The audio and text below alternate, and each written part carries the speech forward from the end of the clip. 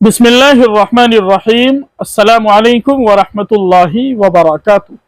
मोहतरम नाज़रीन किराम, अल्हम्दुलिल्लाह हिंदुस्तानी मुसलमानों की तरफ से ज्वाइंट पार्लिमानी कमेटी को जो ईमेल किए गए वक्फ तरमीमी बिल 2024 के सिलसिले में, उसकी तादाद 1,50,24,193 हो चुकी है।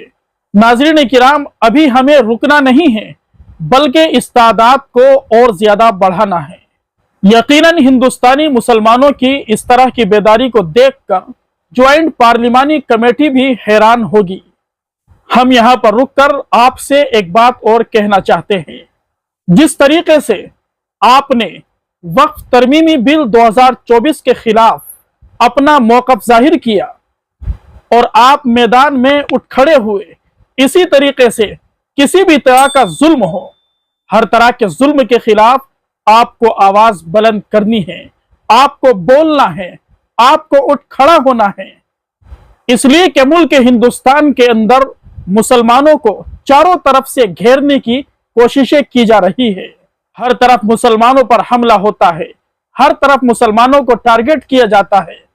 अब हाथ पर हाथ रखकर बैठने का वक्त नहीं है, बल्कि जालिमों की और दुश्मनों की आंखों में आंखें डालकर जवाब देने का वक्त है। 1.5 करोड़ से ज्यादा ईमेल ज्वाइंट पार्लिमानी कमेटी को पहुंच चुके हैं। कल आखिरी दिन है और जुमे का दिन है। इस तादाद के अंदर इंशाअल्लाह इतना इजाफा होगा कि ज्वाइंट पार्लिमानी कमेटी भी हैरान रह जाएगी।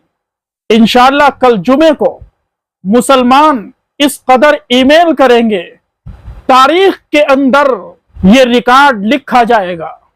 इसलिए हमारे जिन मुसलमान भाइयों ने अभी तक वक्फ तरमीमी बिल के ताल्लुक से अपनी राय का इजहार नहीं किया है, वो अल्लाह के लिए कल तक बल्कि अभी जेपीसी को अपनी राय जरूर भेज दे, ईमेल जरूर कर दे।